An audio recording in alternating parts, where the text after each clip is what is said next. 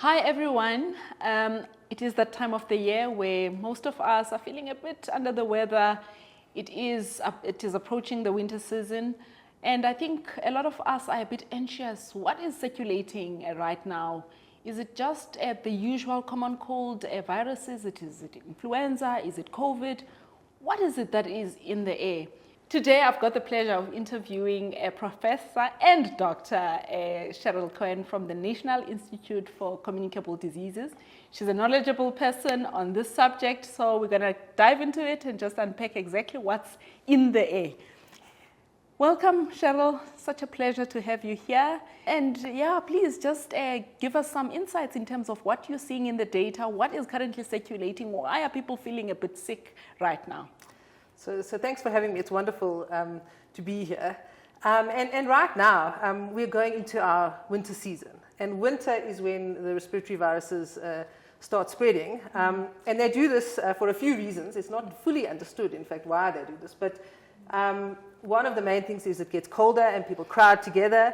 And the other thing is that the viruses, many of them like the cold weather. They survive better, in fact, in the cold weather. So it's not surprising that we're starting to see an increase in colds and flu and an increase in awareness, in fact, around these respiratory viruses. So when we speak about respiratory viruses, what are we talking about? Yeah, so absolutely. Colds and flu is a word we use for a whole group of different viruses that all cause similar symptoms, runny nose, coughing, fever. And we tend to group them together because they occur at the same time of the year. And also because there's a lot of overlap in terms of the type of sickness that they can give you. But there's some viruses amongst them that are more important than others. And probably the most important, certainly right now, is the influenza virus. And influenza is particularly important because it doesn't only cause mild colds, but of all the other viruses, it's one of those that can really go on to cause a much more severe illness where you can even end up in hospital, and even it causes deaths every year. So influenza is really important. Another important one everybody knows about is COVID, of course, because COVID hasn't gone away. COVID continues to circulate really throughout the year at a lower level than flu, but we do see severe cases of COVID as well, again, especially in people who are vulnerable. And then there's some other important viruses. The other really important one, and you asked what's going on right now, is a virus called a respiratory syncytial virus, or RSV for short. So right now we're in the peak of the RSV season, which is normally around this time. It comes in autumn before the flu season, and RSV is really important in babies, in fact. So it's a virus that can affect everyone, but particularly it causes severe disease, sometimes in babies, a kind of pneumonia, and often wheezing in babies. And so at this time of year, in the RSV season, we often see the hospitals and the ICUs have lots of babies admitted with RSV. So how do people know? How do you differentiate? How do you know which one you've got? Because it's not just by looking at me and saying, okay, you are having a bit of a cough and it is because of COVID or influenza. How do we actually know which virus is causing illness? So I mean, the short answer is the only real way to know is to do a test, a laboratory test. So there's a lot of overlap in the way these viruses make you feel. Some are more likely to make you sicker. So especially flu and COVID. If you've got body pains, fever, you're really feeling sick throughout your whole body, it's more likely to be flu or COVID. But again, we can't really know without a test. And doctors don't always do the test, and that's because they don't have to always do the test. Most often when you go to the doctor with respiratory symptoms, they assess you, and if there's nothing to worry about, they're going to treat you the same with supportive medication, irrespective of the virus. But if you may be at risk of severe disease or you're more sick, they may want to do a test where they take a swab, usually from your nose, and send it to the laboratory. And that's really the only way to know definitively what the cause is. No, I think that's very important. Thank you so much, because we don't want everybody now rushing to their doctor and wanting to do a test. So, I mean, flu has been with us for many, many years. As a result, we've actually downplayed its importance. I think COVID came and we thought this is the virus, but flu has been killing a significant number of South Africans every year. Can you maybe share some of that stats? And also, we will unpack maybe even in more detail exactly the role of influenza vaccinations. Yeah, so in terms of burden of disease, you're right. Flu actually causes a substantial burden in South Africa, and often it's not seen as well because of this, what I was talking about before. People often don't get a test, so you don't know that what actually caused your illness was the flu. We've done a number of studies at the NICD really to work out how much disease is caused by flu, and we estimate about 11,000 people every year die of influenza, and really hundreds of thousands of people get admitted to hospital every year. So it's a substantial burden, and if you add it all up, in fact it's even more, you know, than COVID if you add it up over the many years.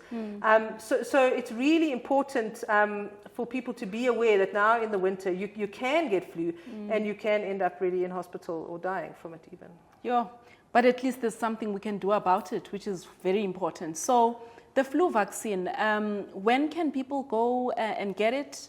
And who is eligible for flu vaccination, and how does it actually work? The most important way, or the best way to protect yourself against flu is through getting the flu vaccine. And in fact, anybody can get the flu vaccine from the age of 6 months up. Anybody is eligible to get the flu vaccine. And so, for example, I myself get the flu vaccine every year, even though I don't fall into any of the risk groups that we're going to talk about. And the reason I get it is because I don't want to be off work. I don't want my kids to be sick, you know, etc. So anybody can get it because it reduces your chance of being sick. And having what is I had lab confirmed flu a few years ago, and it's really unpleasant. It's a severe illness and you feel sick.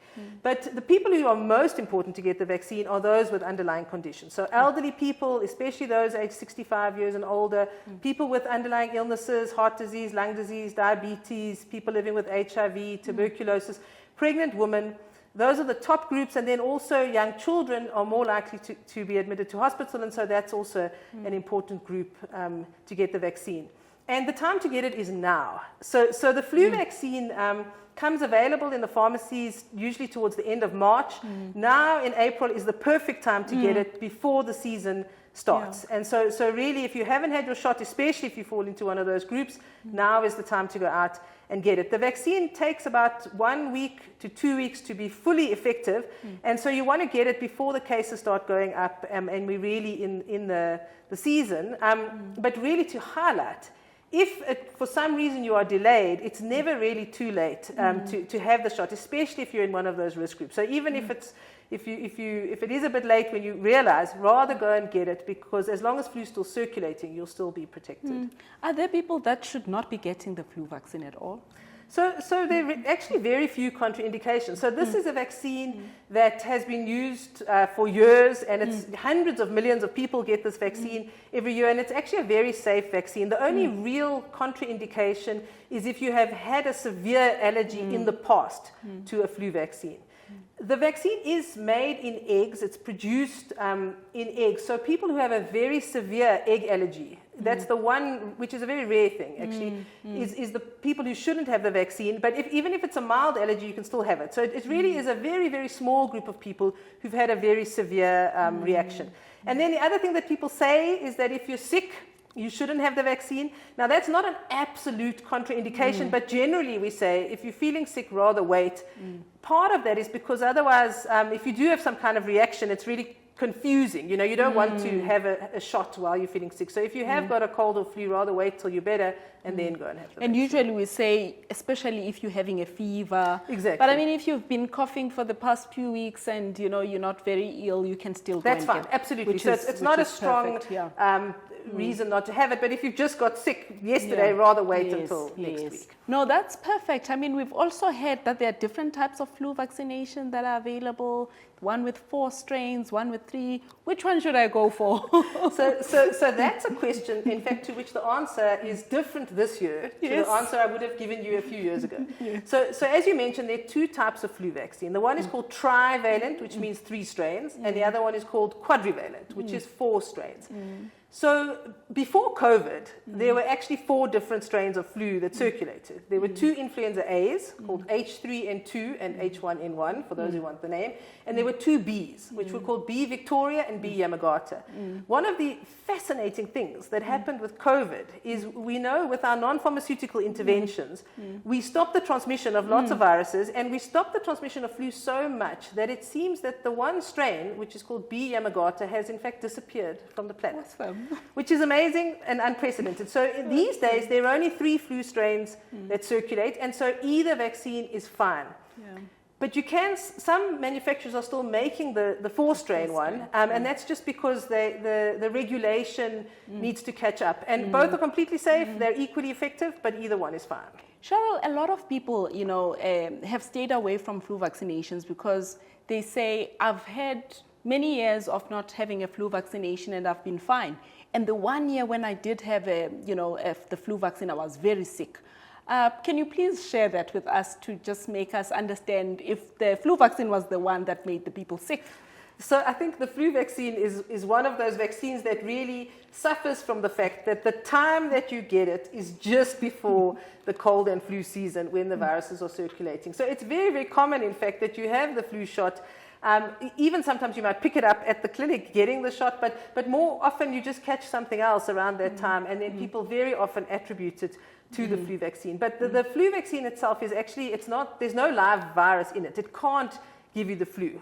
Like any vaccine, you can have a bit of a reaction, especially pain at the injection site, and some people might feel a bit off because it is stimulating your body's immune system. Your immune system is building up resistance so that when you see the actual flu, but it can't cause flu, and so often people misattribute it. They think the first thing they think of it was that shot. And remember, sometimes I could be exposed today, but remember, my body has not developed the antibodies, so I'm not protected as yet. So I think it's important for people to just understand that it is not the vaccine that actually is causing the illness. Perfect, perfect. Okay, so then we should be going and getting our flu vaccinations. There's no reason not to. You mentioned something about, the non-pharmacological ways of protecting ourselves. And I think it's still important to remind ourselves of what those are. So over and above the flu vaccinations, what else can we do to protect ourselves and to protect our loved ones when we are, feeling sick? Yeah, so really to mention, that's another thing we learned from COVID, right? These non-pharmaceutical interventions work. Yeah. We didn't stop COVID completely, but we did stop flu completely. Flu disappeared in South Africa for that year. So they really do work, and it's something we can all do. Yeah. So if you're sick, you should stay home when you're sick and not go out and spread it. You should wash your hands, and even if you're not sick, you should always wash your hands because we know we catch these viruses from surfaces. When you cough and sneeze, etiquette, coughing into your elbow, really important. And also wearing masks. There was a lot of social stigma before COVID about wearing masks, but masks do work. They're not 100% effective, but if you're sick and you're coughing and sneezing, they catch most of those droplets, which is what spreads the virus. And even if you're very vulnerable and you wear a mask, it stops those droplets getting to you. So masks can also be used if you're feeling sick or if you're particularly concerned. Yeah, and I mean, right now when it gets colder, we're going to be closing our windows, closing our doors, coughing at each other. Ventilation is going to be poor, so we must just remember, how we manage viruses. So, Cheryl, thank you so very much. This has been quite enlightening, and I'm hoping that people now have a better understanding of what's going on and also the ways to protect themselves and to protect their loved ones from influenza, from COVID, from any other, respiratory illness that may be circulating. So thank you so much. It was really lovely chatting to you.